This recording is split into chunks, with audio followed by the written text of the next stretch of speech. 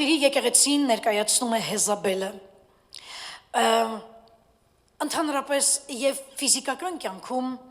եւ հոգեվոր կյանքում պոռնկությունը, շնությունը, թմրանյութեր օգտագործելը ունի մի հետևանք, ոչ թե մարդը դառնում է կախյալ մենակ դրանից, այլ առաջի բանը, որ մարդու ներսում մի մարդ, որ զբաղված է շնությամբ, ենթադրենք մարմնավոր եմ ասում, շնությամբ, մի մարդ, որ զբաղված է պոռնկությամբ,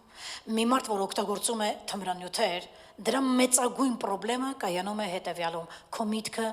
կլինի պարտադիր թմրած։ Մեկը, որ զբաղվում է պոռնոգրաֆիայով, մեկը, որ նայում է նման արատավոր սայթեր, ես կփորձեմ գրագետ հայերեն բառ գտնեմ, որտեղ ուզում եմ ասեի դոդացած կլինի, բայց ոնց որ ասեցի։ Այտենց մարդկանց նկատեք, իրանք ամբողջ ժամանակ իրանց աչքի մեջ է դաշտնա էթում գալի ու նկատեք իրանք հասկանալուց, ըմբռնելուց դժվար են, որտեղ մթագնած է իրանց։ Նարկոմանները,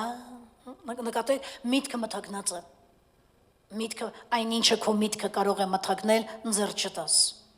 Այն ինչը կարող է քո ակտիվությունը, քո թարմությունը տանել քեզանից, ձեռ չտաս։ Ամեն, որքան հնարավոր է միտքդ արթուն պահիր,